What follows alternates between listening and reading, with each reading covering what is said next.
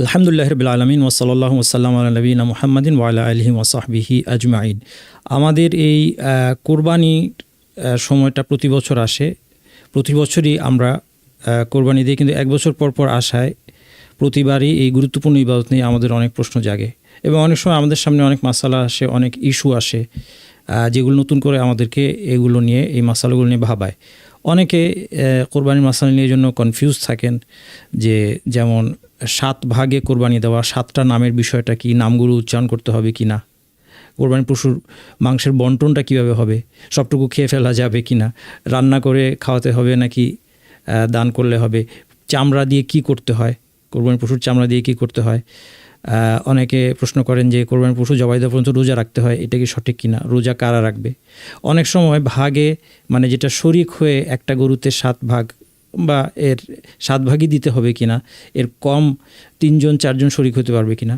তারপর যারা শরিক হচ্ছেন তাদের মধ্যে কারো যদি নিয়তের সমস্যা থাকে, কারো যদি অন্য নিয়ত থাকে, কেউ এর মধ্যে শরিক হলেন শুধুমাত্র গোশত নেওয়ার জন্য, অথবা এমন কেউ শরিক হলেন যিনি বেনামাজি, এই ধরনের প্রশ্নগুলো আসে। তারপরে কোরবানি কার জন্য ওয়াজিব, এটা কি ওয়াজিব না সুন্নাহ মুআক্কাদা, এর কোনো নিসাব আছে কিনা, নির্দিষ্ট কী পরিমাণ সম্পদ থাকলে কোরবানি দিতে হবে যদি বলা হয় যে কোরবানি ওয়াজিব। তারপরে রাতে কোরবানি দেওয়া যায় কিনা, এটাও একটা প্রশ্ন। কাউকে দায়িত্ব দেওয়া যাবে কিনা, কোনো সংস্থাকে কোরবানি করার দায়িত্ব দেওয়া। এরপর মৃতের পক্ষ থেকে কোরবানি করা এবং অন্য দেশে কোরবানি দেওয়া যাবে কিনা, এবং সেই ক্ষেত্রে যদি সালাতের সময়টা না মিলে, কারণ আমাদের জানা আছে যে ঈদের সালাতের পরে কোরবানি করতে হয়। এখন যাকে দায়িত্ব দেওয়া হলো যেই দেশে, সেই দেশে যদি ঈদের সালাত আগে হয়ে যায় তখন কি হবে। এই ধরনের অনেক প্রশ্নের উত্তর আজকে আমরা জানবো ইনশাল্লাহ।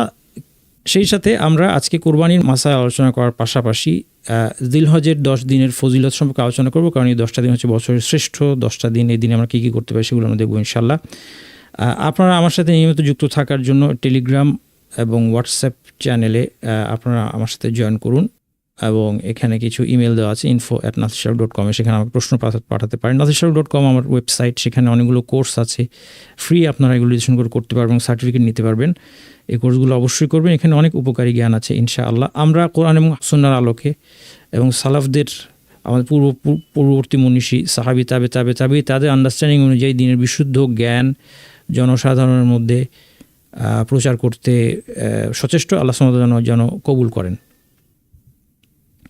বছরের শ্রেষ্ঠ দিন হচ্ছে জিলহজ মাসের প্রথম 10টি দিন। এর আগে আমরা জেনেছি যে সর্বশ্রেষ্ঠ 10 রাত হচ্ছে রমাদানের শেষ দশক, আর দিবাভাগের বিচারে সর্বশ্রেষ্ঠ দিন হচ্ছে যুলহিজ্জা, আরবিতে বলা হয় যুলহিজ্জা, আমরা সহজ করে জিলহজ বলি বাংলায়। এর প্রথম 10টি দিন, এগুলো বছরের শ্রেষ্ঠ 10টি দিন। সুতরাং এই দিনগুলোতে বেশি বেশি আমাদেরকে ইবাদত করতে হবে। রাসূল সাল্লাল্লাহু আলাইহি ওয়াসাল্লাম বলেছেন, মা মিন আইয়ামিন আল আমালু সালিহু ফিহা আহাব্বু ইলাল্লাহি মিন হাযিহিল আইয়াম, ইয়ানি আইয়াম আল আশর। আল্লাহর কাছে এই 10টা দিনে সৎকর্ম সবচেয়ে বেশি প্রিয়, অন্য সকল দিনের চেয়ে এই 10 দিনের সৎকর্ম আল্লাহর কাছে সবচেয়ে বেশি প্রিয়। কালু ইয়া রাসূলুল্লাহ ওয়াল জিহাদু ফি সাবিলিল্লাহ, সাহাবারা প্রশ্ন করলেন আল্লাহর রাস্তায় জিহাদু কি নয়? কালা ওয়াল জিহাদু ফি সাবিলিল্লাহ, অর্থাৎ এই 10 দিন বাদে অন্য দিনে, অন্য দিবসগুলিতে আল্লাহর রাস্তায় জিহাদও এই 10 দিন আমল চেয়ে উত্তম নয়। ইল্লা রাজুলুন খারাজা বিনাফসিহি ওয়া মালিহি ফালাম ইয়ারজি মিন যালিকা বিশাই, তবে ব্যতিক্রম হচ্ছে ওই ব্যক্তি যে নিজের জীবন এবং সম্পদ নিয়ে বের হয় এবং কোনো কিছু নিয়েই আর ফিরে আসে না। তার এই বিরাট স্যাক্রিফাইসের কারণে তার আমলটা আল্লাহর কাছে প্রিয়। কিন্তু সাধারণভাবে সকল আমলের মধ্যে এই 10টা দিন, এই 10 দিনের আমল সবচেয়ে প্রিয়। কাজী বাংলাদেশে কবে চাঁদ দেখা গেল এটা আমাদের খেয়াল রাখবো। আমরা শুধু ঈদ উৎসব করার জন্য নয়, আমাদেরকে এই বিষয়টা খেয়াল রাখতে হবে ইবাদত করার জন্য। মূলত এই প্রসঙ্গে আলেমদের একটা বক্তব্য হচ্ছে যে আসলে ঈদের আনন্দ কার জন্য? ঈদের আনন্দ তার জন্য যে এই ঈদটা হচ্ছে ইবাদতের মৌসুম, একটা বিরাট ইবাদত, সিয়াম একটা পিলার। এই পিলারটা পালন করার পরে আসে হচ্ছে ঈদুল ফিতর, আরেকটা পিলার হাজ। এই হাজ পালন করার সময় আসে হচ্ছে ঈদুল আযহা, এবং সেই সাথে শ্রেষ্ঠ 10 দিনের পরে যে 10 দিন ইবাদতের দিন, শ্রেষ্ঠ কী হিসেবে? ইবাদত হিসেবে। এবং ইয়াউম আরাফা, ওই দিনের একটা সাওম আছে। এই সব কিছু দেখেন, তাহলে ঈদের মৌসুমটা, মুসলিমদের ঈদটা ইবাদত কেন্দ্রিক। ঈদের আনন্দটা, আমি বলছি ঈদের আনন্দটা কার, ঈদটা কার জন্য আনন্দের দিন, যে ইবাদত করেছে। এই জন্য বেশিরভাগ মুসলিমের আজকে যে অবস্থা, তাদের জন্য ঈদের দিনটা আসলে কান্নাকাটি করার দিন ছিল, দুঃখের দিন হওয়ার কথা ছিল। বেশিরভাগ মুসলিমদের আজকে আল্লাহ আমাদেরকে হেদায়েত দিন, যে অবস্থার মধ্যে তারা যাচ্ছে আল্লাহর অবাধ্যতার মধ্যে, এই আল্লাহর অবাধ্যতার মধ্যে দিন কাটানোর পরে এই যে ঈদ, ইয়াউমুল ঈদ, ঈদের দিনটা যেটা আসে, যেটাকে আমরা উৎসবের দিন, আনন্দের দিন মনে করি, এবং যেভাবে তারা সেদিন ঈদ উদযাপন করে, ঈদের দিনটা বেশিরভাগ মুসলিম কি করছে, তারা হয়তো ঈদের সালাত আদায় করছে, কিন্তু তারপর আল্লাহর অবাধ্যতায় লিপ্ত হচ্ছে, বেপর্দা, গান বাজনা, অনেকে গান বাজনা করে, অনেকে বেপর্দা, এবং তারপর সবচেয়ে বড় কথা, তার আগে কি করেছে, তার আগে কি ইবাদতগুলো ঠিকমতো পালন করেছে? না, আল্লাহর অবাধ্যতার উপর জীবনযাপন করার পরে এই ঈদের দিনটা যার জীবনে আসলো, তার আনন্দের কিছু নাই। এটা ভুল আনন্দ, যে আনন্দটা আমরা বেশিরভাগ যারা আমরা আল্লাহর অবাধ্যতায় ডুবে আছি, আমরা যে আনন্দটা ঈদের দিন করি, এই আনন্দটা আসলে ভুল আনন্দ। আমাদের এই দিন আনন্দের কোন কারণে আমাদের সেদিন কান্নাকাটি করা, এটা আমাদের দুঃখের দিন, একটা আক্ষেপের দিন হওয়ার কথা ছিল, কিন্তু আল্লাহ সুবহানাহু ওয়া তাআলা সবাইকে বুঝদান করুন। যাই হোক, এই দিনগুলোতে করণীয় কি? এই 10টা দিনকে আমাদের শুরু করতে হবে তওবা দিয়ে শুরু করতে হবে। তওবা হচ্ছে একটা কন্টিনিউয়াস কাজ, এটা বারবার রিনিউ করতে হয়, এবং যখনই একটা অকেশন আসে, রমাদান আসলো, কেউ হজ করবে, উমরা করবে, জিলহজ মাসের 10 দিন আল্লাহর ইবাদত করবে, এই সময়গুলোতে আরও বেশি করে আমরা বলতে পারি যে তওবা গুরুত্বপূর্ণ। কারণ একজন মানুষ, আমি আল্লাহর আনুগত্যের কাজ করব, ইবাদত করব, নফল ইবাদত করব, আমার আমল নামায় আমার রেকর্ডে যদি এমন গুনাহ থেকে যায় যেখান থেকে আমি এখনও তওবা করে আল্লাহর কাছে মাফ চাই নাই, তাহলে সেটা অবশ্যই অনুচিত। আমাকে সকল গুনাহ থেকে আল্লাহর কাছে তওবা করতে হবে। এবং তারপরে যদি অতীতে তওবা করেও থাকি, আমাদের মানুষের বৈশিষ্ট্য কি জানেন? আমরা গুনাহ করার পর দ্রুত ভুলে যাই। ভালো কাজগুলো আমরা খুব মনে রাখি, ভালো কাজের আলোচনাটা আমরা খুব পছন্দ করি, আমার ভালো কাজগুলো উল্লেখ করতে পছন্দ করি, কিন্তু গুনাহ যেগুলো করেছি সেগুলো আমি চট করে ভুলে যাই। এবং নসিহতের ক্ষেত্রে মানুষ যখন আমাদেরকে নসিহত করে, আমরা এটা পছন্দ করি না। কেউ আমাদের ভুল সংশোধন করতে আসলে, দোষ সংশোধন করতে আসলে আমরা পছন্দ করি না। আমরা কাকে পছন্দ করি? যে আমাদের প্রশংসা করে। আমরা সবসময় আমাদের ভালো কাজ স্মরণ রাখি, আমাদের প্রশংসা শুনতে চাই। আমাদের অল্প কিছু ভালো কাজ, সেই ভালো কাজও হয়তো আল্লাহর কাছে কবুল হওয়ার যোগ্য না, সেটার বড়াই করতে আমরা ভালোবাসি। এই হচ্ছে আমাদের অবস্থা। আমাদের এই মানসিক অবস্থা পরিবর্তন করতে হবে। হ্যাঁ, অবশ্যই আমরা সিনসিয়ারলি যেই অন্যায়গুলোর কারণে আমরা অনুতপ্ত এবং ছেড়ে দিয়েছি, তওবা করেছি, এবং ভবিষ্যতে ফিরে যাওয়ার কোনো নিয়ত আমার নাই, বরং আমি দৃঢ় প্রতিজ্ঞ যে আর ফিরে যাব না। আমি অবশ্যই আশা করবো আল্লাহ আমাকে ক্ষমা করবেন। আশা রাখতে হবে, হতাশার কোনো কারণ নেই। অনেকে আবার আরেক এক্সট্রিমে গিয়ে, তিনি হয়তো গুনাহ ছেড়ে দিয়েছেন, অনুতপ্ত, তারপরেও বারবার প্রশ্ন করে আল্লাহকে আমাকে মাফ করবেন না। এটা নিয়ে হতাশা পর্যায়ে চলে গেলে এটাও অন্যায় হবে। অবশ্যই আশা করবেন আল্লাহ আপনাকে মাফ করবেন। আল্লাহ ক্ষমার আশা দিয়েছেন, আল্লাহ তাওয়াব, অধিক তওবাকুলকারী। অ্যাট দ্য সেম টাইম আমরা ফর গ্র্যান্টেড আমরা যদি নিয়ে নিই, যে ধরেই নিই যে আল্লাহ সুবহানাহু ওয়া তাআলা আমাদেরকে মাফ করেই দিয়েছেন, করবেন, আমার আর কোনো চিন্তা নাই, এটাও ভুল। বরং আমাদের এক্সিস্টিং গুনাহ থেকে তো অবশ্যই তওবা করতে হবে। অতীতের গুনাহ স্মরণ করেও আমাদেরকে মন খারাপ করা, অভ্যাস করা, যেটা হতাশার পর্যায়ে যায় না, এটা আমাদের করা দরকার। সুতরাং তওবা অত্যন্ত ইম্পর্টেন্ট। আসুন আমরা তওবা দিয়ে, তওবার মাধ্যমে এই 10টি দিনের মধ্যে প্রবেশ করি। এবং এরপর যুলহিজ্জার যেহেতু সকল ইবাদত এই দিনগুলোতে প্রিয়, ইন জেনারেল ইবাদত উৎসাহ দেওয়া হয়েছে, সেই হিসেবে বেশিরভাগ আলেম অতীতে এবং বর্তমানে বলে এসেছেন যে এই 10 দিনের মধ্যে 9 দিন, ঈদুল আজহার দিনটায় সওম পালন করা যাবে না, কিন্তু 9 দিন সওম পালন করা উত্তম একটা ইবাদত। এই বিষয়টা বেশিরভাগেরই জানা আছে। তারপরেও একটা কনফিউশন আসে অনেক সময়, যে কারণ রাসূল সাল্লাল্লাহু আলাইহি ওয়াসাল্লাম থেকে আমার জানা মতে কোনো বিশুদ্ধ হাদিস নাই যেখানে তিনি, বিশুদ্ধ হাদিস, সহিহ হাদিস, যেখানে তিনি স্পেসিফিক্যালি এই দিনগুলিতে রোজা রাখতে বলেছেন অথবা রেখেছেন বলে প্রমাণ আছে। বরং এর বিপরীতে একটা হাদিস পাওয়া যায় যেখানে আয়েশা রাদিয়াল্লাহু আনহা বলছেন, মা রাআইতু রাসূলুল্লাহ সাল্লাল্লাহু আলাইহি সাইমান ফিল আশরি কাত্তু, আমি এই 10 দিন কখনোই রাসূলকে সওম পালন করতে দেখি নাই। এখান থেকে অনেক রকম কনফিউশন হতে পারে যে তাহলে কি এই 9 দিন রোজা রাখাটা বেদাত হয়ে যাবে? না, বেশিরভাগ আলেমগণ এবং অতীতের এবং বর্তমান যুগেরও যারা আসলে বিদআত সম্পর্কে অত্যন্ত সচেতন, তারা বলছেন যে না, এই হাদিস আসলে প্রমাণ করে না যে এই দিনগুলিতে সওম পালন করতে নিরুৎসাহিত করেছে। কারণ রাসূল সাল্লাল্লাহু আলাইহি সাল্লাম অনেক ইবাদত এমন আছে যেটা বিশেষ করে সিয়ামের ক্ষেত্রে দেখা যায় যে উত্তম হওয়া সত্ত্বেও তিনি করেননি। যেমন একদিন পরপর সাওম পালন করা, এটা হচ্ছে শ্রেষ্ঠ নফল, সামের মধ্যে শ্রেষ্ঠ। একদিন পরপর দাউদ আলাইহিস সালামের সিয়াম, কিন্তু রাসূল সাল্লাল্লাহু আলাইহি ওয়াসাল্লাম দাউদ আলাইহিস সালামের সিয়াম তিনি পালন করেননি। এবং এই 10 দিনের মধ্যে আরাফাত দিবসও আছে। আরাফাত দিবসের সাওম পালন করার জন্য বিশেষ উৎসাহ দিয়েছেন রাসূল সাল্লাল্লাহু আলাইহি ওয়াসাল্লাম, ইউকাফিরু সানাতাল মাদিয়াতা ওয়াল বাকিয়া। তো আয়েশা রাদিয়াল্লাহু আনহার কথা মতো আসলে ওই দিনও তিনি হয়তো সাওম পালন করেননি, কিন্তু তার মানে কি আমরা বলবো যে সেই দিন সাওম পালন করা দরকার নাই? না, তা না। অবশ্যই পূর্ববর্তী এবং পরবর্তী বছরের গুনাহ মাফ হবে আরাফার দিনের 9 তারিখ। এবং সেই সাথে যেহেতু ইন জেনারেল এই 10 দিন সব ধরনের ভালো কাজ আল্লাহর কাছে প্রিয়, যে হাদিসটা আমরা আগে দেখলাম, কাজেই এই 9 দিন আমরা যাদের সামর্থ্য আছে সাওম পালন করব। যদি 9 দিন নাও পারি, 5 দিন, 4 দিন, 7 দিন, যে কয়দিন আমাদের জন্য সহজ সেটা আমরা সাওম পালন করবো ইনশাআল্লাহ। এখানে একটা প্রশ্ন জাগে যে আরাফার দিনটা হিসাব করবো কীভাবে, সৌদি আরবের সাথে বাংলাদেশের সাথে? এই বিষয়ে মতভেদ আছে। 1 নম্বর, আপনারা ফিকহার মাসালা, ফিক মানে হচ্ছে আমলের যে সমস্ত আহকাম, এখানে মতভেদ সব সময় পাবেন। কাজে এগুলো আমরা অনেক সময় বিচলিত হয়ে পড়ি, কারণ আমরা সাধারণ মানুষ প্রথমে একটা মত শুনি আমাদের নির্ভরযোগ্য আলেমের কাছ থেকে, এবং সেটা আমাদের আস্থা জন্মায়। তারপর এখন বিশেষ করে এই সোশ্যাল প্ল্যাটফর্ম এবং এর যুগে আমাদের কাছে অনেক ধরনের অনেক আলেমের কাছ থেকে অনেক মাসআলা আমাদের সামনে আসতে থাকে, এবং তখন আমরা কনফিউজ হতে শুরু করি যে আরে এইখানে তো দেখি কয়েকটা মত। আসলে এই জন্য আমাদের বোঝা দরকার যে ফিকহ এর নেচারটাই তাই। ফিকহের মাসআলাগুলোতে এই জন্য মতভেদ অতীতকাল থেকে হয়েছে। যেখানে মতভেদ করার সুযোগ নাই, মতভেদ হয়ে থাকলেও মতভেদ অনুচিত, সেটা হচ্ছে আকীদার মাসআলা, বিশ্বাসের ঈমান আকীদা মাসালাগুলোতে আহলে সুন্নাহ ওয়াল জামাত তাদের একটাই, তাদের আকীদার ব্যাপারে ঐক্যবদ্ধ,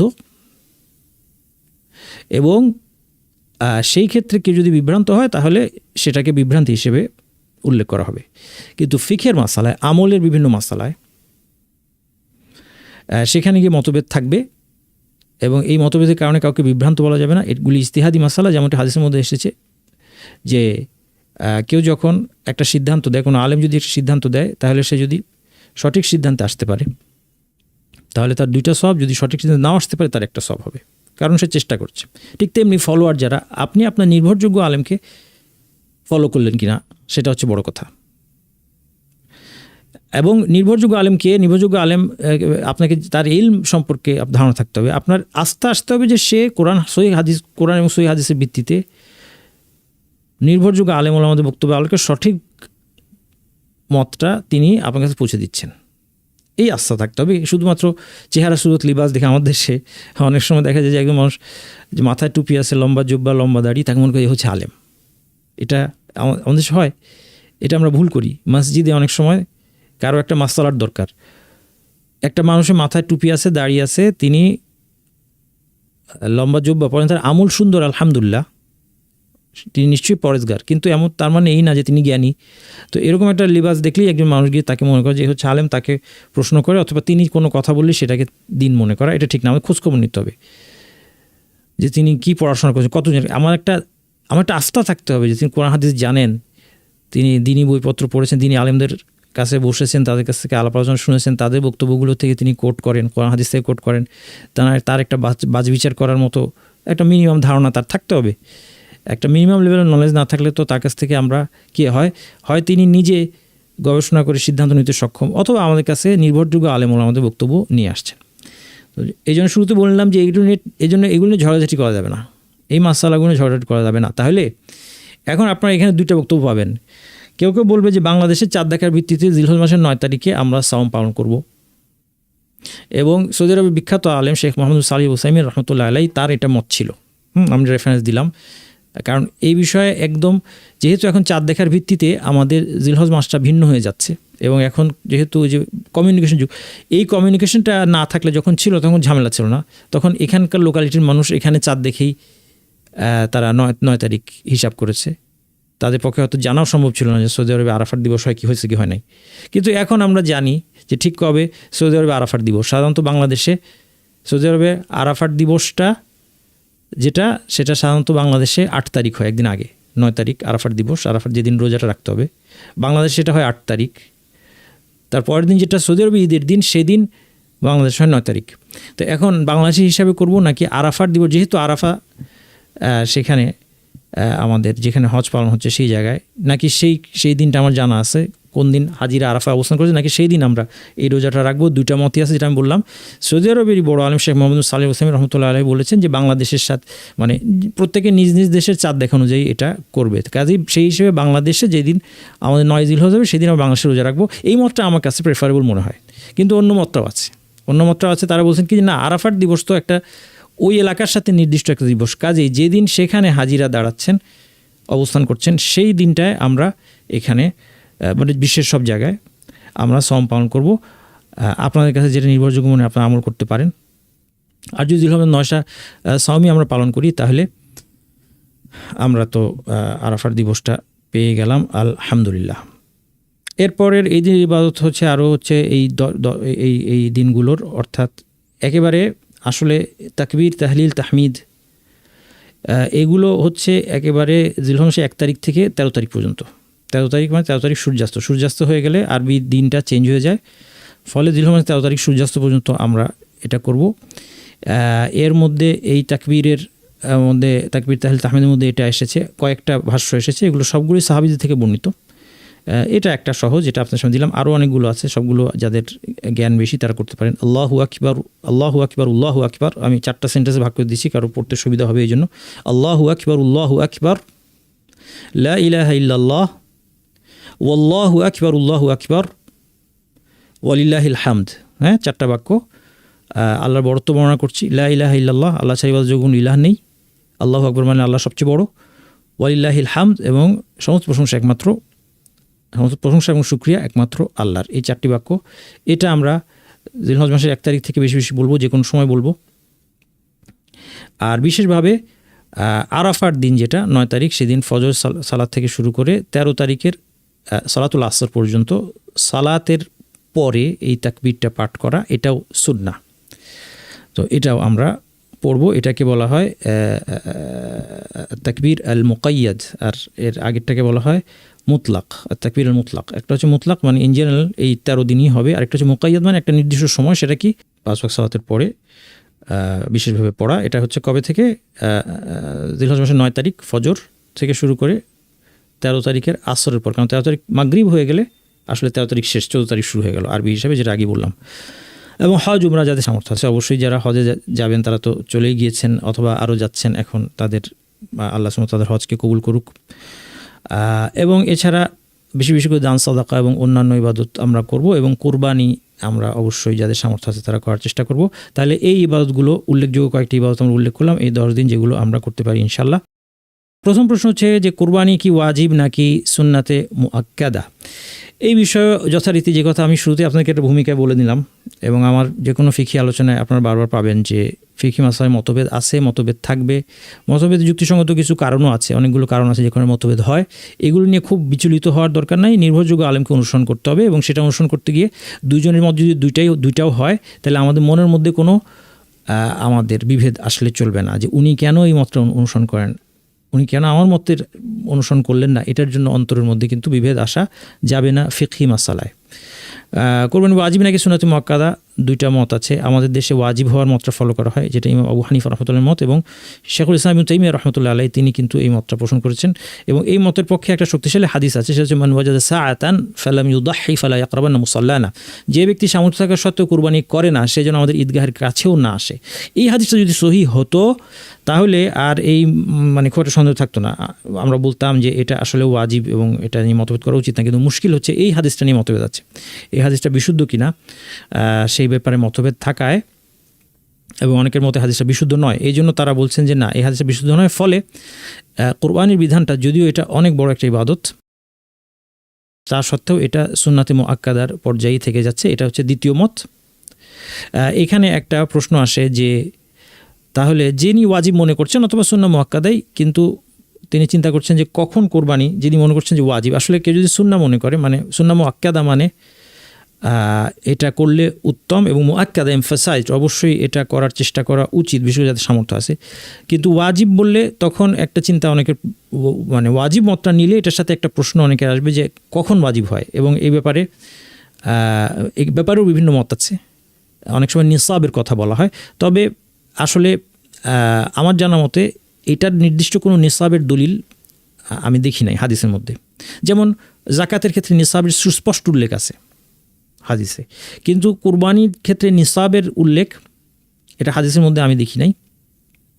বরং যে মতটা আমি প্রেফার করি, যেটা অপর মত আলেমদের, যে এখানে কোনো নিসাবের ব্যাপার না, যার সামর্থ্য আছে সে কোরবানি দিবে। সহজ, মানে সামর্থ্য বিষয়টা সহজ, একটা মানুষ এফোর্ড করতে পারে কিনা, আর এই এফোর্ড করতে পারে কিনা এইটা একটা তার অবস্থা অনুযায়ী বোঝার একটা বিষয়। সুতরাং যিনি এফোর্ড করতে পারেন, অর্থাৎ তার মৌলিক প্রয়োজনের অতিরিক্ত কোরবানি করার মতো টাকা সম্পদ তার কাছে আছে, তার জন্য অত্যন্ত গুরুত্বপূর্ণ, এটা মানে খুব জরুরি একটা ইবাদত। এবং একটি পরিবারের পক্ষ থেকে একটি কুরবানি যথেষ্ট, এই বিষয়টা আমরা দেখি যে এখানে একটা এই পরিবারটার কথা আমরা আলোচনার মধ্যে আজকে বলবো। এটা আমরা ধরে নিচ্ছি এটা খালিদের পরিবার। এই যে মাঝখানে দাঁড়িয়ে আছে তার নাম দিয়েছে খালিদ, এবং এখানে খালিদের স্ত্রী আছে, অনেকগুলো সন্তান আমরা দেখতে পাচ্ছি। একটা সন্তান আবার খালিদের কাছাকাছি হাইটের, তো মানে এই সন্তানটা ধরে নেন যে সেও বড় হয়ে গেছে, সেও হয়তো একটু টিউশনি করে, রোজগার করে। আবার খালিদের স্ত্রী আছে, স্ত্রীরও হয়তো ধরা যাক অনেক স্বর্ণালঙ্কার আছে। অনেকে প্রশ্ন করেন যে আমার 10 লাখ টাকার স্বর্ণালঙ্কার আছে, আমার জন্য কুরবানি ওয়াজিব? তারপরে খালিদের মা আছেন, তো মায়েরও দেখা যায় কিছু সম্পদ আছে। তারপর ছোট ছোট ওই ছেলেমেয়েরা, তাদেরকেও অনেক সময় গিফট দিয়েছে, এগুলি তাদের জন্য জমিয়ে রাখা হয়েছে। তো সেখানেও জমাতে এক একজনের দেখা যাচ্ছে যে একটা ছাগল কেনার টাকা তো সবার আছে এই পরিবারের মধ্যে। তাহলে কি সবাই একটা করে কোরবানি দিবে? না, সবার জন্য একটা কোরবানি দেওয়া জরুরি না। একটি পরিবার পক্ষ থেকে একটি কোরবানি যথেষ্ট। আবু আইয়ুব আল আনসারী রাদিয়াল্লাহু আনহু, একজন সাহাবী, তাকে জিজ্ঞেস করা হলো কাইফা কানাতিদ দাহায়া আলা আহদি রাসূলিল্লাহি সাল্লাল্লাহু আলাইহি ওয়াসাল্লাম, রাসূলুল্লাহ সাল্লাল্লাহু আলাইহি ওয়াসাল্লামের যুগে কুরবানির ব্যাপারটা কেমন ছিল? ফাকালা কানা আর-রাজুলু ইউদাহি বিশ-শাতি আনহু ওয়া আন আহলি বাইতিহি। তিনি বললেন যে একজন ব্যক্তি তার নিজের এবং তার পরিবারের পক্ষ থেকে একটা সাত, মানে একটা ভেড়ি বা একটা ভেড়া বা সাত, ছাগলটা অনুরূপ একটা ছাগল কোরবানি দিতেন, অথবা আমরা দেখব যে গরুর 7 ভাগের 1 ভাগ, উটের 7 ভাগের 1 ভাগ যেটা আছে, একটা পশু কোরবানি দিতেন।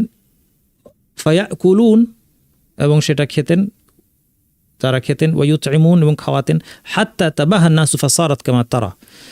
বলছেন যে এরপর মানুষ প্রতিযোগিতা শুরু করলো যে কে কত বেশি পশু দিতে পারে, এক ধরনের মানে বড়াই করার জন্য।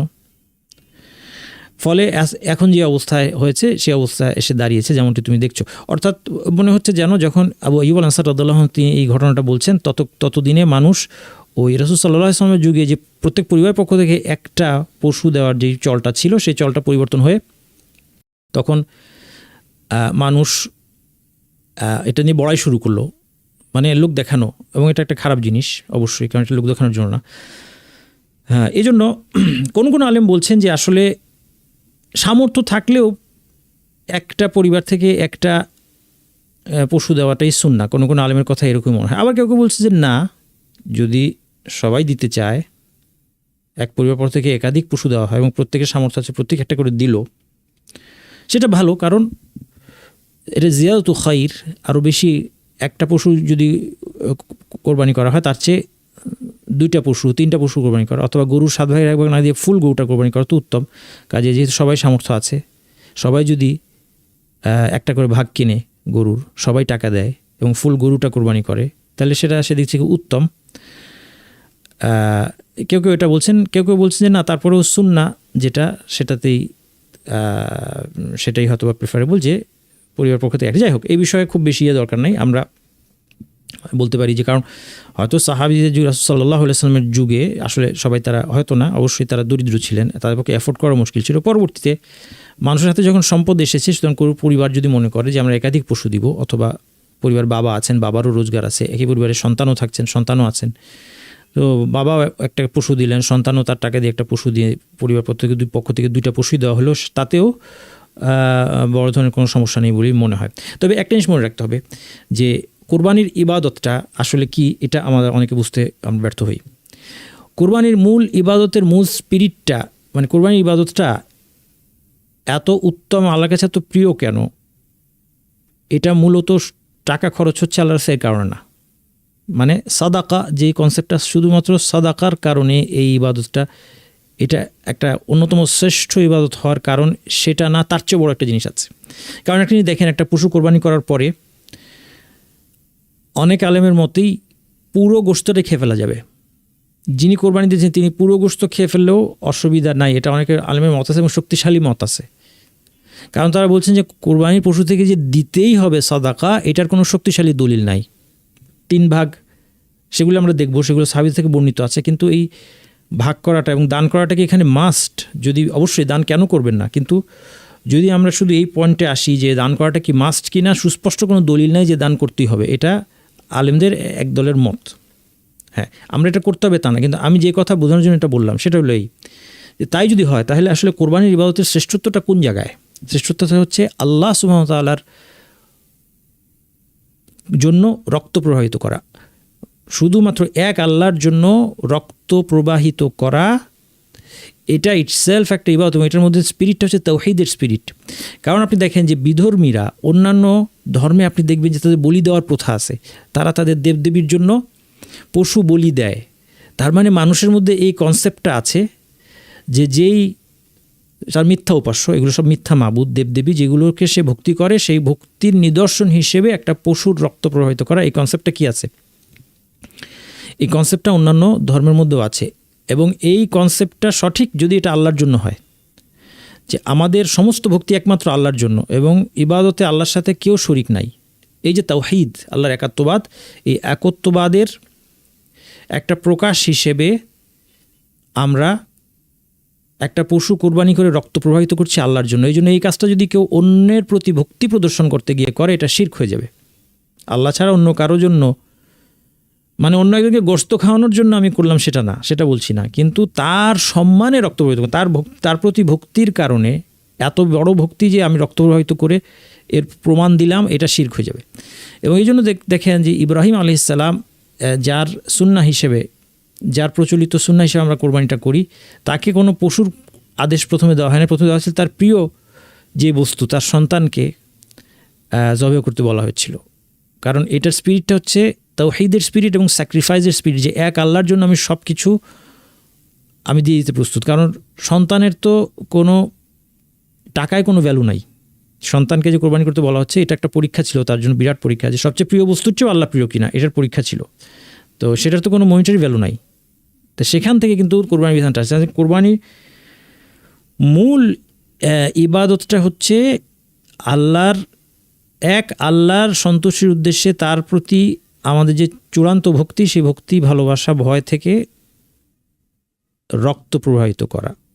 এই জন্য এখানে সাদাকার ব্যাপারটা, টাকার ব্যাপারটা পরে আসছে, সাদাকার ব্যাপারটা এই যে পরে আসছে। এই জন্য অনেকেই এটা খুব ভুল একটা কথা বলেন, সেটা হচ্ছে যে আমরা টাকা দিয়ে দিলেই হয়, আমরা পশু কোরবানি না করে এই টাকাটা আমরা দিয়ে দিই, তাতে গরিব জনগণকে উপকার, এই সেই। শুধুমাত্র দরিদ্রের উপকার করা এখানে মূল লক্ষ্য না।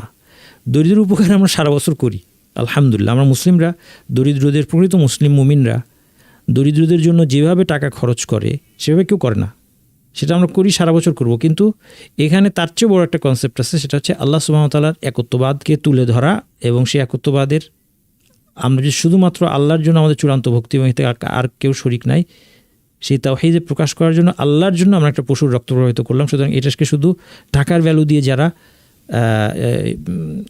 এটাকে ইভ্যালুয়েট করবেন, তারা আসলে কোরবানির কনসেপ্টটা বুঝতে পারেনি। এখন আসেন, কোরবানির পশু কি আমরা জানি?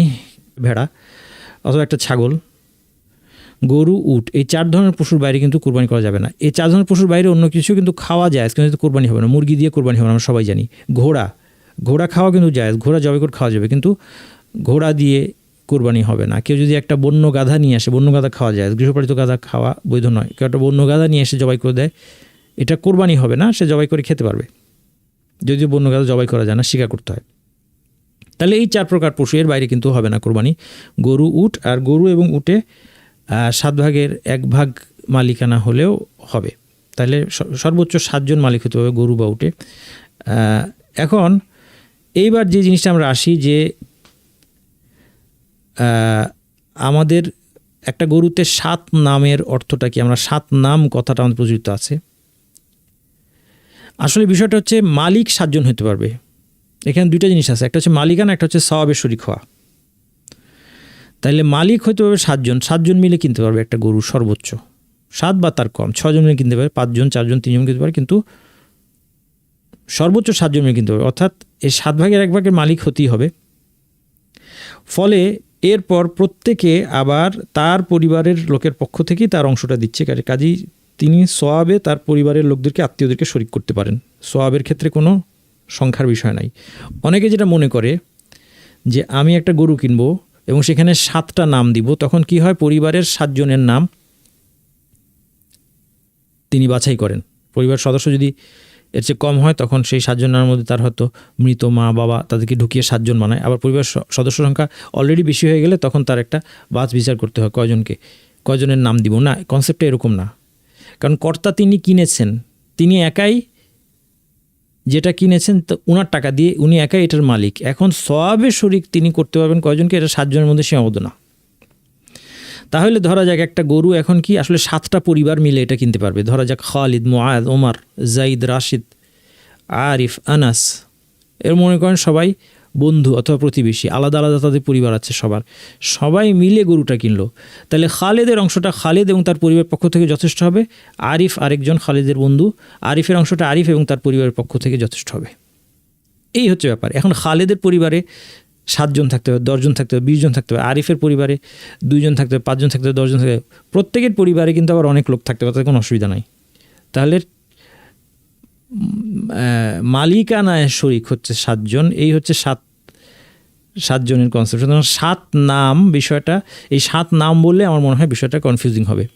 7টা নাম বলেই মনে হবে যে 7 জনকে আমি মাত্র সওয়াবটা দিতে পারবো না, সওয়াব আরও অনেকে শরিক করতে। তাহলে খালেদ তার অংশটাই তার একটা অংশ, কিন্তু দেখেন এখন গরুর 7 ভাগের 1 ভাগ দাম খালেদ, গরুর দাম 70,000 টাকা, খালেদ দিচ্ছে 10,000 টাকা। সেই 10,000 টাকার অংশটাই খালেদ দিচ্ছে কোরবানি তার এবং তার পরিবার পক্ষ থেকে। তার পরিবারেই মেম্বার হচ্ছে, এখানে দেখতে পাচ্ছি আমরা 7 জন মেম্বার আছে, অসুবিধা নেই। আরও বেশি থাকতে পারে। যেমন এখন খালেদ বলল যে এটা আমার পরিবার এবং জীবিত মৃত আত্মীয়দের পক্ষ থেকে। তাহলে এখন দেখা গেল খালেদের বাবা আছে, মারা গিয়েছে, বাবা নাই, বাবা মারা গিয়েছে, বাবাকেও সবার মধ্যে শরিক করলো। কজন হলো? 8 জন হয়ে গেল, কোনো অসুবিধা নেই। হয়তো তার মৃত আত্মীয়ের মধ্যে তার দাদিকেও তিনি শরিক করতে পারেন। আবার জীবিত আত্মীয় কথা বলছে, ধরা যাক খালেদের একটা বোন থাকে অন্য কোথাও, তাহলে তাকেও নিয়তের মধ্যে যদি সে শরিক করে যে সওয়াবে শরিক করবো, এটা যদি নিয়ত করে যে আমার বোন শরিক থাকবে, আমার বাবা, আমার দাদি ইত্যাদি, তারা সবাই এই সওয়াবের মধ্যে শরিক হবে। কিন্তু কোরবানিটা খালিদের। গরুর 7 ভাগ কিন্তু মাত্র 7 ভাগের দাম খালিদ 10,000 টাকা দিয়েছে, বাকিরা দাম দিয়েছে। কিন্তু খালিদ এখানে শরিক করতে পারছে কয়জনকে? 7 জনের মধ্যে সীমাবদ্ধ না, 10 জন বা আরও বেশি। খালেদ যতজনকে শরিক করতে চায় শরিক করতে পারবে। তাহলে পুরো পরিবার থেকে একটা দেওয়া যথেষ্ট হবে। যদিও বা আমরা বলেছি কি, খালিদের স্ত্রী তারও অনেক টাকার গয়না আছে, 10 লাখ টাকার গয়না আছে। খালিদের ছেলেও ধরেন প্রাইভেট টিউশনি করে এখন ভালোই কামাই করে, ছোট ছোট ছেলে মেয়েদের কিছু টাকা আছে, মায়েরও কিছু সম্পত্তি আছে, জমি আছে। সবাই মিলে প্রত্যেকের জন্য একটা করে কোরবানি করতে হবে, একটা করে পশু কিনতে হবে, এটা জরুরি না। কাজেই একজন পরিবার পক্ষ থেকে, যেহেতু তিনি পরিবার কর্তা, আহলে বাইত অর্থাৎ তার বাসায় যারা বসবাস করছেন সবার পক্ষ থেকে তিনি কোরবানি দিচ্ছেন, এটাই যথেষ্ট হবে। এবং সেখানে সওয়াবে তিনি কাকে শরিক করতে পারেন?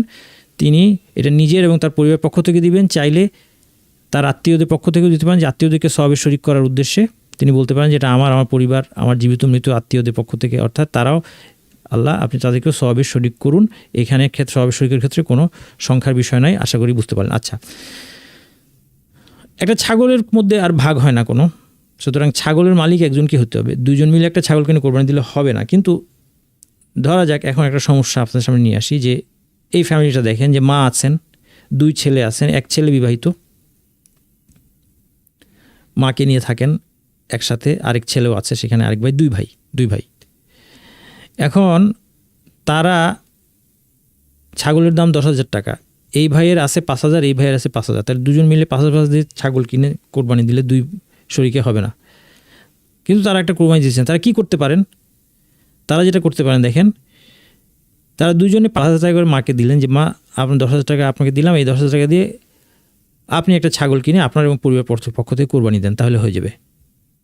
কারণ এখন মাই হচ্ছে আসলে মূল, মাকে তারা গিফট দিলেন, মা এখন এই কোরবানির পশুর মালিক হলেন এবং তিনি তারপর তার এবং তার পরিবারের পক্ষ থেকে, আহলে বাইত তার পরিবার পক্ষ থেকে দিলে বাকিরা সওয়াবে শরিক হয়ে গেল।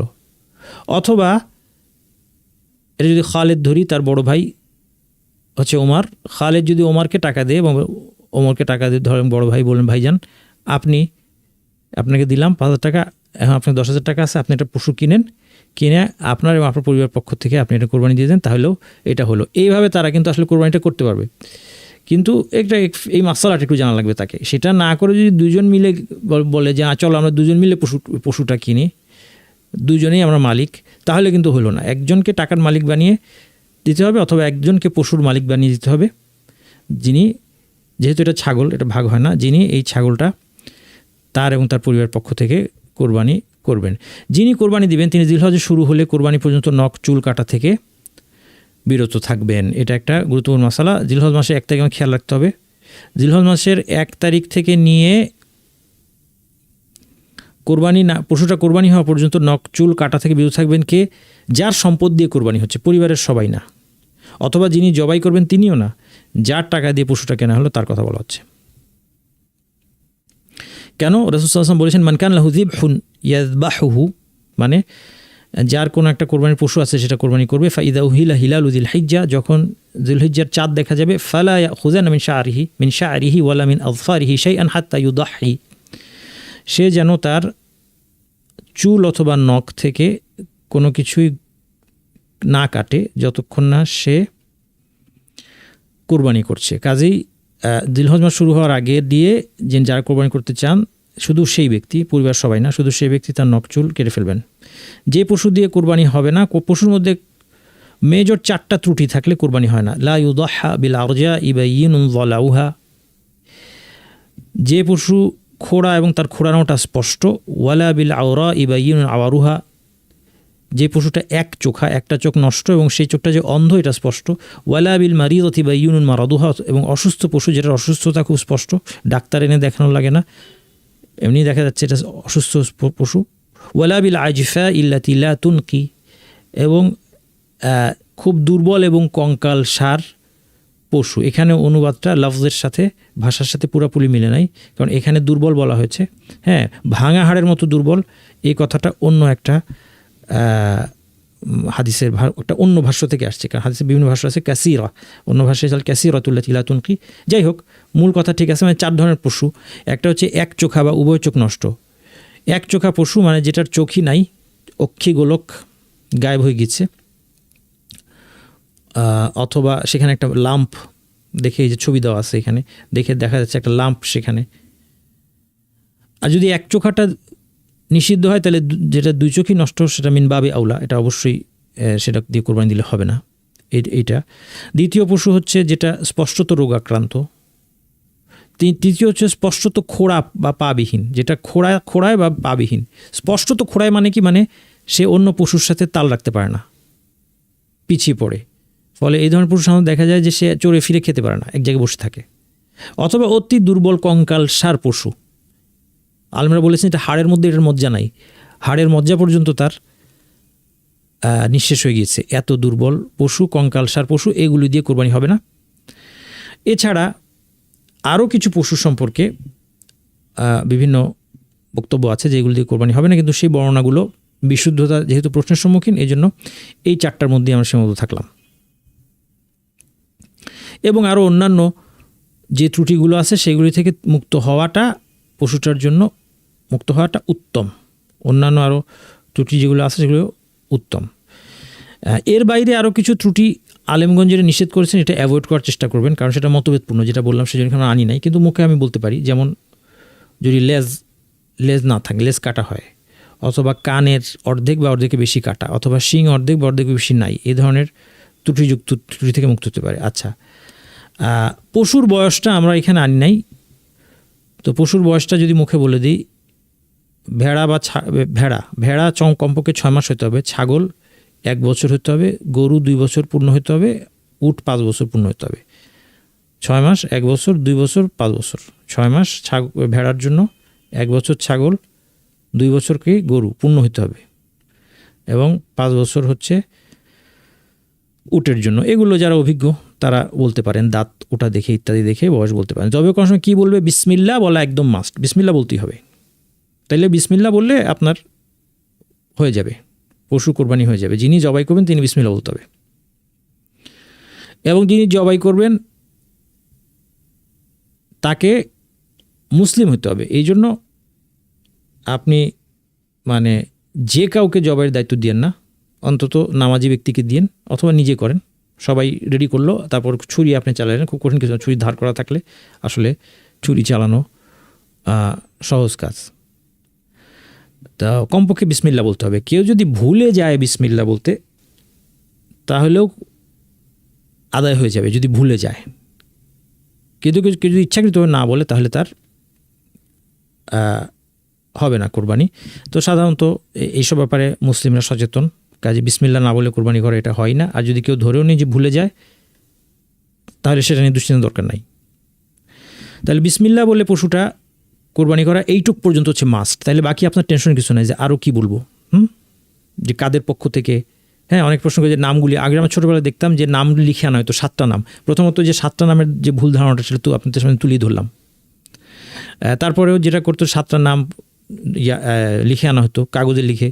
তারপর আবার যখন হয়তো ইমাম বা মুয়াজ্জিন মসজিদের তিনি এসেছেন, তিনি জবাই করবেন, তাকে আবার নামগুলি তাকে দিয়ে পড়ানো হতো, বাবার নাম সহ। তারপর তিনি আবার নাম বলতে ভুল করলে তার এখানে বেগ পেতে হতো আর কি। যে অনেকে খুব এই ব্যাপারে খুব বাড়তি কেয়ারফুল, যে না একদম সঠিকভাবে নাম উচ্চারণ, এগুলো কোনো কিছুই কোনো দরকার নাই। হ্যাঁ, এগুলো মানে অজ্ঞতা প্রসূত কাজ, এগুলো আমরা করি, এটা কোনো দরকার নেই। অন্তর মধ্যে নিয়তটাই যথেষ্ট যে আমি এই কোরবানি আমার এবং আমার পরিবার পক্ষ থেকে দিচ্ছি, বাস, বা যাদের পক্ষ থেকে দিচ্ছি দিতে পারি আমি।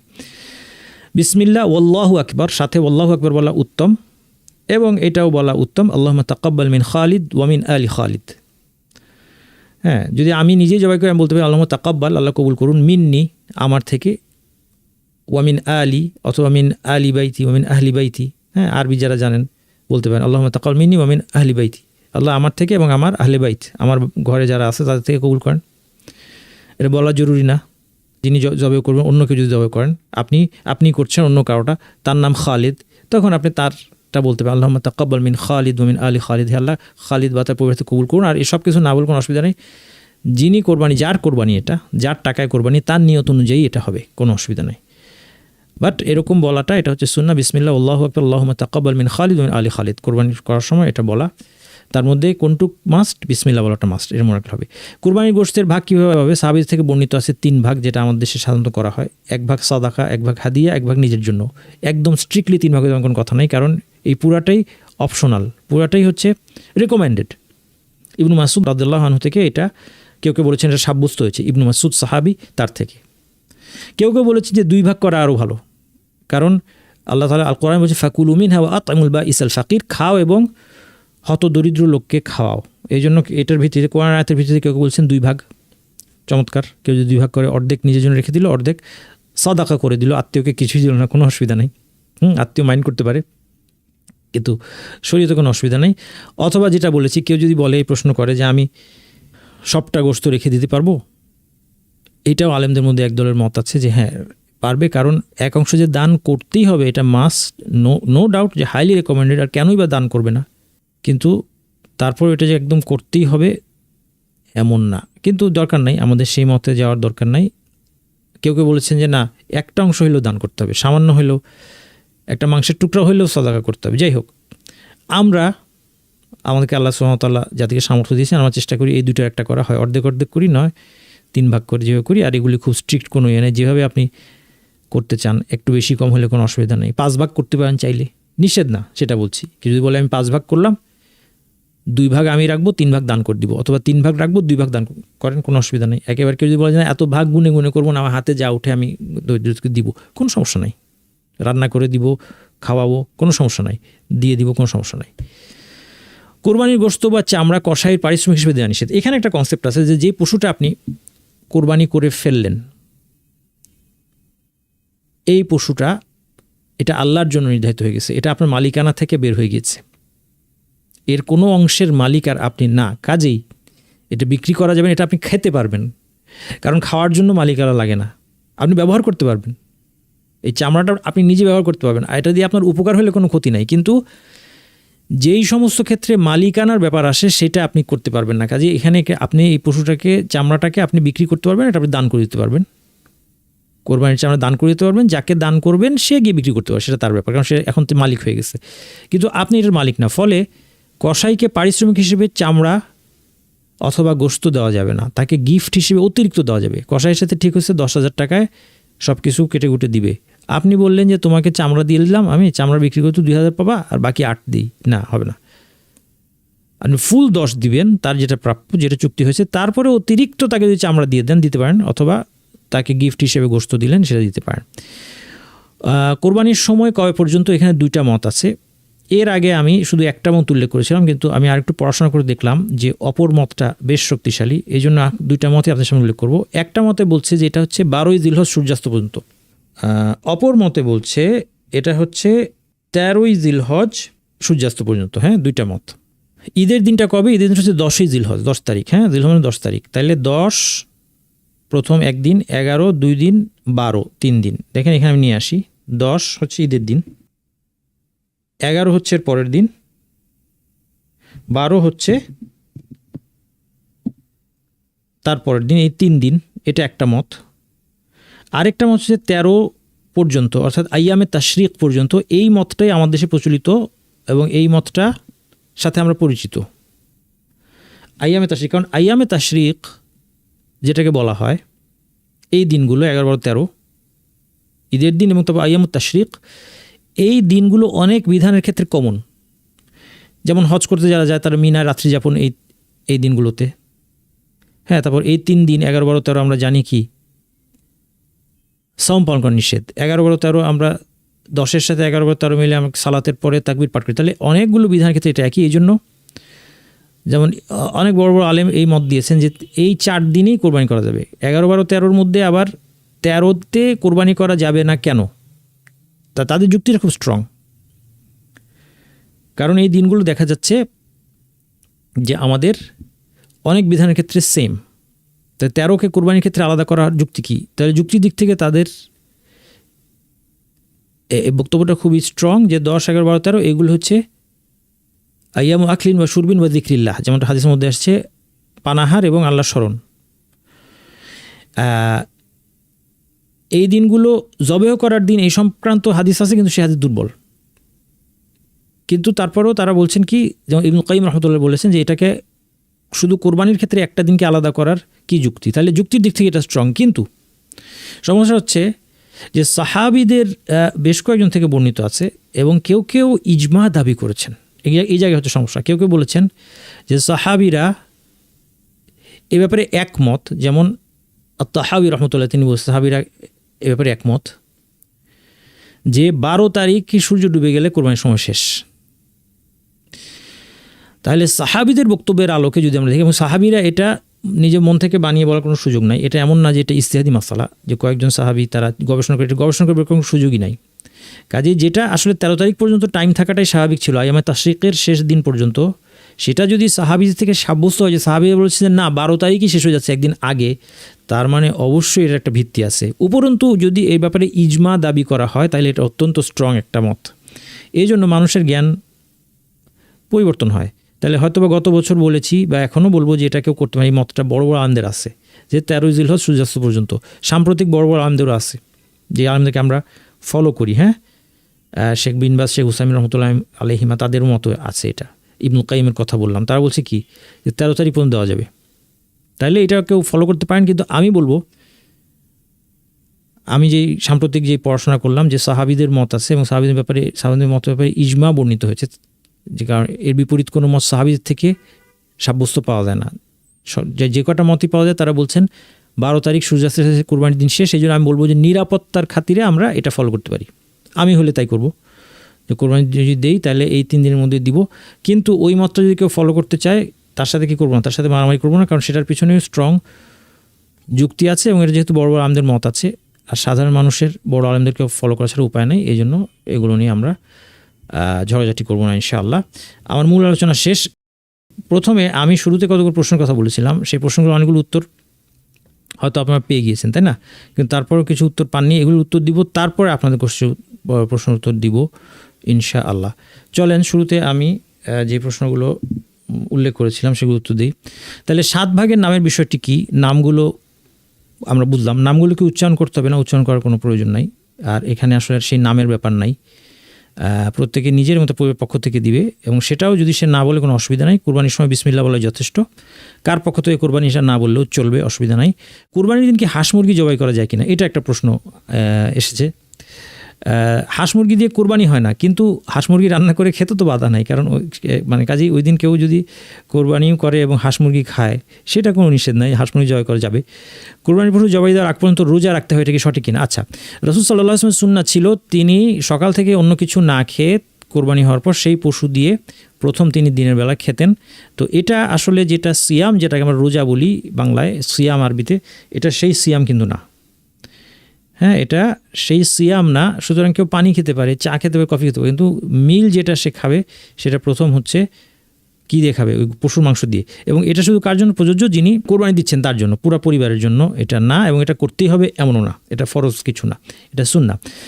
এরপরে শরীকের ব্যাপারে একটা যে প্রশ্ন আসে, যেমন যিনি যারা শরীক হচ্ছে তার মধ্যে একজন আসে যে নিয়মিত সালাত আদায় করে না, সেই ক্ষেত্রে কোরবানি হবে কিনা? এবং অনেক সময় সেটা বাবা ছেলের মধ্যে এরকম পরিস্থিতি দুঃখজনকভাবে আজকে হয়ে যাচ্ছে। এমন পরিবার আছে যেখানে হয়তো ছেলে সালাত আদায় করছে না, বাবা করছে, বাবা করছে না, ছেলে সালাত আদায় করছে, এবং সবাই মিলে টাকা শেয়ার করে কোরবানি দিতে চাচ্ছে। সেখানে এখন এই বিষয়টা নিয়ে একটা মনোমালিন্য তৈরি হওয়ার কারণে, যদিও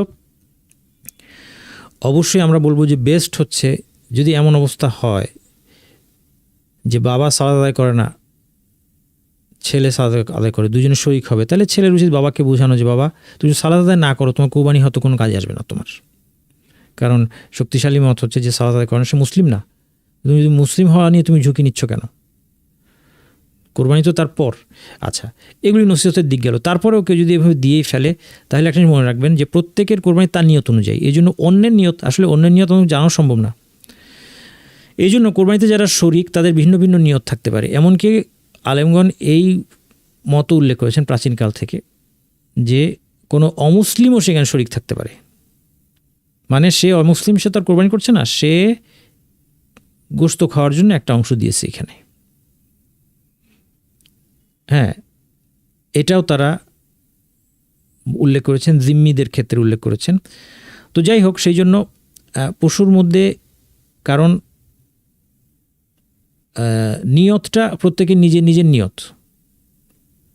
কাজে আমি একটা ভাগ দিতে পারি কুরবানি, কেউ আকিকার একটা ভাগ দিতে পারে, যদি ওই মতে সে যায় যে গরুর সাধারণ একবার দিয়ে আকিকা হয়। যদিও এটা নিয়ে মতভেদ আছে হয় কি না, কিন্তু যে মনে করছে হয়, সে যদি আকিকার একটা ভাগ থাকে আর আমার ভাগটা কুরবানির ভাগ, অথবা একটা ভাগ কুরবানির একটা ভাগ আকিকার আমারই, আরেকজন এখানে অংশ দিয়েছে শুধু সে গোশত খাবে, তাতে আমার কুরবানির ক্ষতি হবে না। দিনে বা রাতে কোরবানি করা যাবে।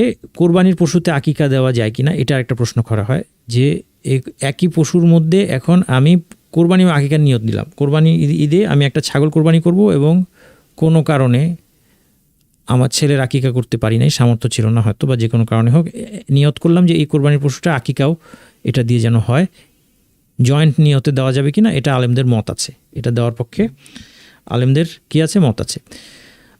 কোরবানি কেনার পরে, কোরবানি করার আগে যদি পশুটা অসুস্থ হয়ে যায় তখন কী হবে? কোরবানি পশুটা আপনি কিনলেন, এরপর একটা অ্যাক্সিডেন্ট হয়ে গেল, পা ভেঙে গেল, অথবা অন্য গুরুতর অসুস্থ হয়ে পড়লো, তখন কি করবেন? এতে যদি আপনার অবহেলা না থাকে, আপনি এটা কোরবানি দিয়ে দিবেন, অসুবিধা নেই। কেনার পরে যেটা হয়েছে ঘটেছে, এতে আপনার অবহেলা না থাকলে আপনি দিয়ে দিবেন। আর যদি আপনার অবহেলার কারণে হয়, তাহলে সিমিলার একটা পশু আপনি দিয়ে দিবেন। কোনো সংস্থাকে কোরবানির দায়িত্ব দেওয়া যাবে? রাসূল সাল্লাল্লাহু আলাইহি সাল্লাম তার যে হাদি ছিল, হজের সময় যে পশু স্যাক্রিফাইস করেছেন, তিনি নিজ হাতে 63টা পশু নিজ হাতে তিনি নাহার করেছেন। এটা উট ছিল, উটকে জবহ করে না, আরবরা উটকে হচ্ছে নাহার করে, অর্থাৎ গলায় বর্ষা দিয়ে আঘাত করার মাধ্যমে তাকে ইয়ে করা হয়, স্যাক্রিফাইস করা হয়। তো 63টা তিনি নিজ হাতে করলেন, তারপর বাকি 37টা আলী রাদিয়াল্লাহু আনহু দায়িত্ব দিলেন। কাজে দায়িত্ব দেওয়া যায়, কোনো অসুবিধা নাই। আপনি নির্ভরযোগ্য কোনো ব্যক্তিকে কোনো দায়িত্ব দিতে পারেন। এবং এখানে যে প্রশ্নটা আসে, যেটা আমরা শুরুতে বলেছিলাম, ধরা যাক এক দেশে থাকেন, সেই দেশে কোরবানি দিবেন না, অন্য দেশে কোরবানির টাকা পাঠিয়েছেন, কাউকে দায়িত্ব দিয়েছেন সেখানে কোরবানি করার জন্য। যদি সেই দেশে ঈদের সালাত আগে হয়ে যায় তাহলে অসুবিধা নেই, কারণ যেই দেশে তিনি তার ওয়াকিল আছেন, যাকে প্রতিনিধি বানিয়েছেন, যিনি তার হয়ে কোরবানিটা করবেন, সেই দেশের সালাত অনুযায়ী সময়টা গণ্য হবে। এটাই হচ্ছে আলেমদের মত।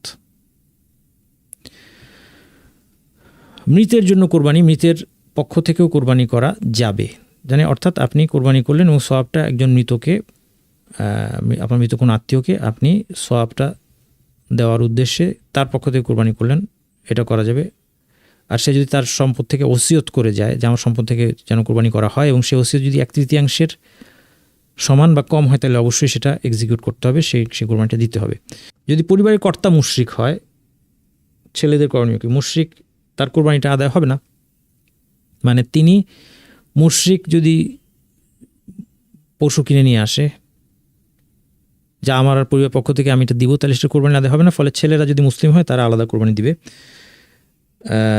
যদি স্বামী কোরবানি দেয় এবং স্ত্রী সম্পদশালী হওয়ার কারণে সেও আলাদা করে কোরবানি দেয়, তাহলে কি স্ত্রী সওয়াব পাবে? হ্যাঁ, পাবে, সওয়াব পাবে, সেটা নিয়ে সমস্যা নেই। আমরা শুরুতে কিন্তু এটা বলেছি।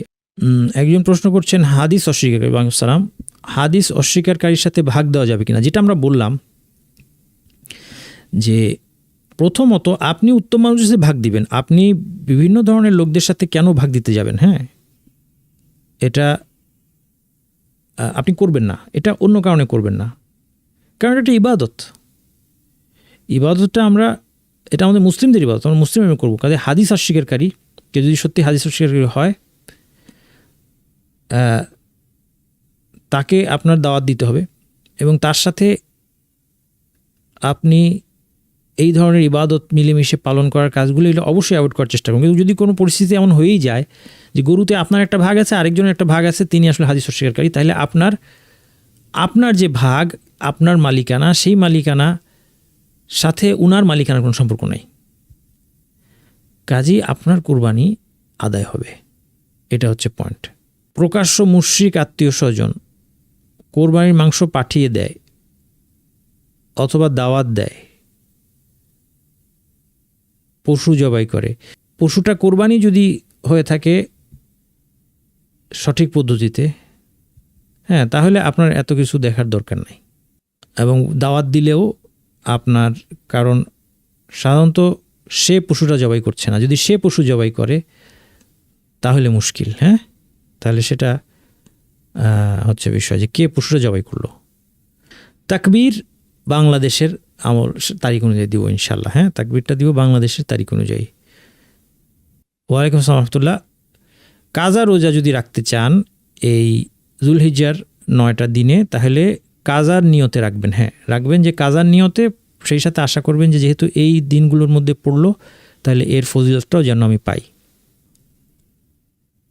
ওয়ালাইকুম আসসালাম রহমতুল্লাহ। আমি চাকুরি করি, আমার কি আলাদা কোরবানি দিতে হবে নাকি আমার স্বামী দিলেই হবে? আপনার স্বামী হচ্ছেন পরিবারের কর্তা, তিনি কোরবানি দিলে এটা তার এবং তার পরিবারের পক্ষ থেকে আদায় হবে। মহিষ দিয়ে কোরবানি দিলে হবে? হ্যাঁ, মহিষ হচ্ছে গরু, মহিষ এক ধরনের গরু। এরপর কারো টাকা হালাল না, এই প্রশ্নটাও আসছে যে তার সাথে আপনার দিতেই হচ্ছে, বাধ্য হচ্ছেন। হ্যাঁ, সম্পর্ক রাখতে গিয়ে বা পারিবারিক কারণে বাধ্য হচ্ছেন, অসুবিধা নাই, আপনার অংশটা হালাল, আপনার অংশটা আপনার বৈধ। আরেকজনের অংশ তিনি যদি হারাম উপার্জন দিয়ে ক্রয় করে থাকেন, তাহলে তারটা আল্লাহর সাথে তার হিসাব আলাদা হিসাব, আপনার কুরবানি এতে এফেক্টেড হবে না। কুরবানির সাথে আকিকার বিধান দেখেন, একটা বিষয় হচ্ছে এখানে একটা কথা বলবো যে কুরবানি ও আকিকা একসাথে দেওয়া আপনার সামর্থ্য থাকলে আপনি দিবেন না, কারণ এইগুলোর বিষয়ে কোনো স্পষ্ট হাদিসে বক্তব্য আসে, ইজতিহাদি মাসালা। ফলে সবসময় সেফ সাইডে থাকা ভালো।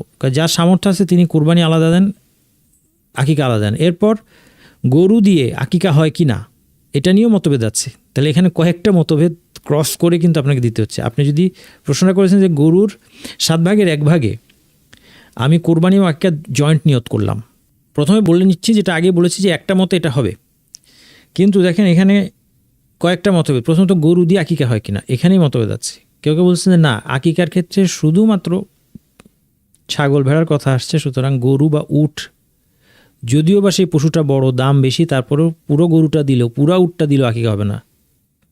তাহলে এক মতে আপনার এই আকিকাটা হবে না। এরপর দ্বিতীয় প্রশ্ন হলো যে জয়েন্ট নিয়তে দেওয়া যাবে কিনা। তো সেখানেও কেউ কেউ বলছেন যে না, নিয়ত একটা হতে হবে। তাহলে বিশেষ ক্ষেত্রে কেউ যদি খুব দরিদ্র ব্যক্তি, তার আকিকা দেওয়ার সামর্থ্য নাই, কিন্তু কোনো মতো একটা টাকা জোগাড় করেছে, গরুর 7 ভাগের 1 ভাগ দিতে পারবে, সে যদি এই মত ফলো করে দেয় তাহলে আমরা বলবো না যে তার আকিকা হয় নাই, কারণ একটা মত যেহেতু হয়েছে এবং এই মতের পক্ষে বড় আলেমরা আছেন। কিন্তু সাধারণভাবে আমরা এটা ডিসকারেজ করব। যদি সামর্থ্যবান হন তাহলে ডিসকারেজ করব যে এটা আপনি দিয়েন না।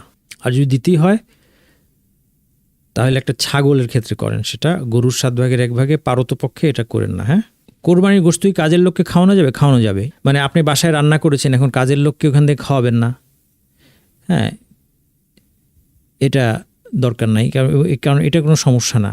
কারণ খাওয়ানোটা তাকে আসলে তার চাকরির মূল চুক্তি ওটা না। তার চাকরির মূল চুক্তিটা কি? তাকে আপনি বেতন দিবেন।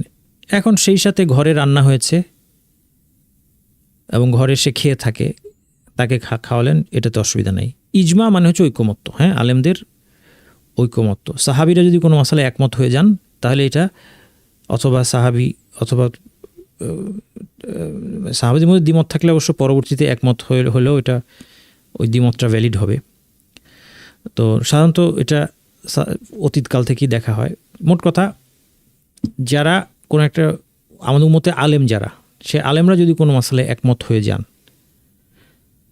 এবং তখন সেটা মতভেদ, সে বিষয়ে মতভেদ করা জায়েজ নাই, এটাকে ইজমা বলে।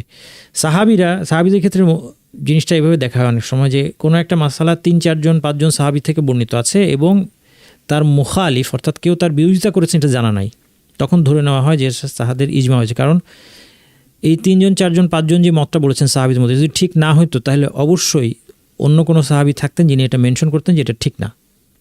মেয়েদের ঈদের নামাজ পড়া কি ঠিক? হ্যাঁ, বরং সুন্না। ঈদগাহে উপস্থিত হবে মেয়েরা, এটা হচ্ছে সুন্না, ঈদের সালাত আদায় করবে। এমনকি বলা হয়েছে যাদের হায়েজ হয় তারাও যেন সেখানে নামাজের জায়গায় আসবে না, কিন্তু সেখানে যেন উপস্থিত হয়। হ্যাঁ, মেয়েরা কোরবানি দিতে পারবে, ওয়ালাইকুম আসসালাম তো পারবে, মেয়েরাও কোরবানি দিতে পারবে, কোনো অসুবিধা নেই। রসুল সাল্লাল্লাহু আলাইহি সাল্লামের নাম, এই ভালো প্রশ্ন, রসুল সাল্লাল্লাহু আলাইহি সাল্লামের নাম দিবেন না।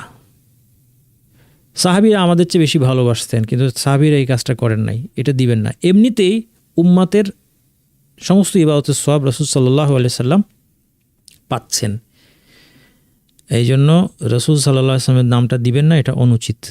হাজিদের সাথে আরাফা দিবস পালন করি, তবে হাজিদের ঈদের দিন আমরা বাংলাদেশে রোজা রাখলে গুনাহ হবে কিনা আমরা বলেছি দুইটা মত। হাজিদের ঈদের দিন বাংলাদেশে আপনি যদি ওই মত ফলো করেন যে বাংলাদেশের হিসাবে 9 তারিখ আমরা রোজা রাখবো, বাংলাদেশে যেদিন 9 তারিখ সেদিন, সেটা হাজিদের ঈদের দিন হলেও আপনার গুনাহ হবে না। দেশের বাইরে থেকে সবসময় দেশে কোরবানি দিই, আমাদের এখানে আগের দিন ঈদ হয়, হ্যাঁ, কোনো অসুবিধা নাই। যেটা আমি বলেছি না, আমরা এটার উত্তর দিয়েছি আলোচনার মধ্যে, যে ওয়াকিল যাকে প্রতিনিধি বানিয়েছেন, অর্থাৎ দেশে আপনার একজন প্রতিনিধি এটা জবাই করছেন আপনার হয়ে, এই দেশ যেই দেশে দিচ্ছেন, ধরেন বাংলাদেশে দিচ্ছেন, বাংলাদেশের সময় অনুযায়ী সেটা হবে, সেটা নিয়ে আপনার দুশ্চিন্তা দরকার নাই। কোরবানির পশুর চামড়া বিক্রি করে সেই টাকা মাদ্রাসা গরিবদের ভাগ করে, আপনার বিক্রি করার দরকার নেই, হ্যাঁ, আপনি দিয়ে দেন, সে সেটা বিক্রির ব্যবস্থা করুক। আপনি বিক্রি করলেও অসুবিধা আছে কিনা এই মাসলাটা আমার দেখতে হবে, কিন্তু আপনি এই ভাগাভাগিতে না গিয়ে আমার পরামর্শ যে আপনি দিয়ে দেন, যাকে দিবেন একজনকে দিয়ে দেন, সে এটা নিয়ে যা করবে। সুদী ব্যাংকে কাজ করে 7 ভাগে দেওয়া যাবে কিনা এটা বলেছি আগে, হারাম উপার্জন, তার অংশটা তার। তবে নর্মালি যেটা আমি রেকমেন্ড করব যে ভালো মানুষের সাথে দিবেন অবশ্যই। হাজব্যান্ড যদি তার নামে একটি ছাগল কোরবানি দেয়, সেই টাকাতে ওয়াইফ কি চাইলে শরীক হতে পারবেন। ওয়াইফ টাকার মালিক হাজব্যান্ডকে বানিয়ে দিয়ে বলবেন যে তুমি এই টাকা দিয়ে একটা পশু কেনো, এটা তুমি মালিক, তুমি তোমার এবং পরিবারের সবার পক্ষ থেকে দিবে। গরুতে 1 শরিক নেওয়া হয়, সেখানেও কি হাজব্যান্ড ওয়াইফ মিলে টাকা দিতে পারবে কিনা?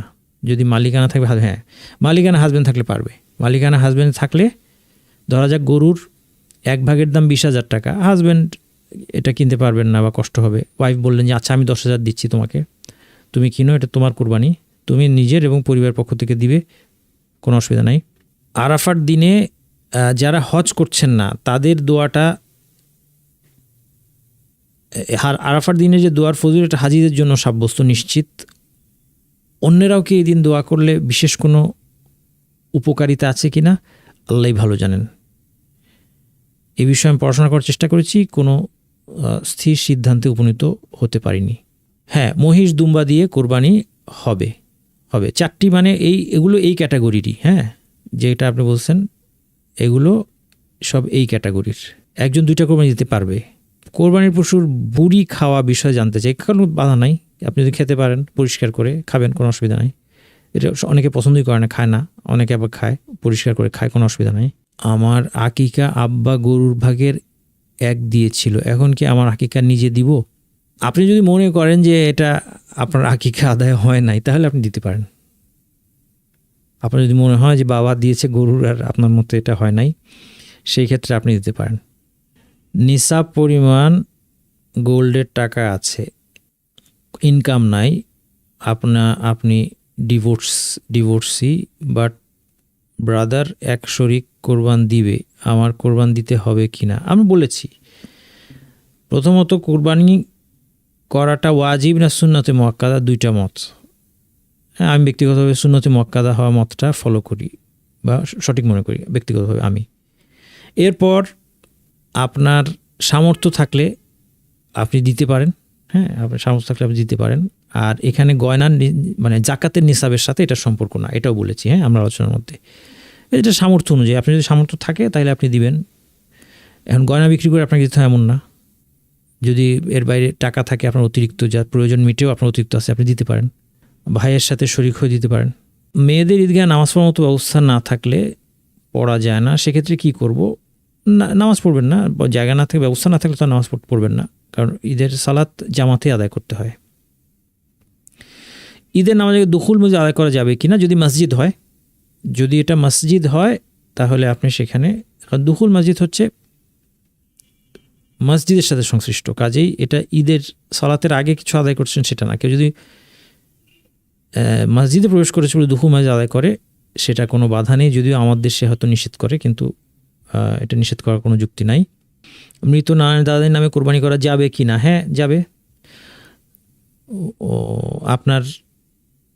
আপনি যদি আলাদা করে করতে চান করতে পারেন, যে এই কোরবানিটা আপনার নিয়ত হচ্ছে আপনার মৃত নানি দাদাদির জন্য করেন, অথবা আপনার সেটা করার দরকার নেই, আপনার কোরবানিতেই শরিক করেন, যে এই কোরবানিটা আমার পরিবার এবং আমার মৃত দাদাদি নানানির পক্ষ থেকে, তাহলে তারা সওয়াবে শরিক হয়ে গেলেন, সেটাও করতে পারেন আপনি। এবং এই নিয়তটা আপনার মনে থাকাই যথেষ্ট, আপনার মুখে কিছু তাদের নাম বলতে হবে এমন না।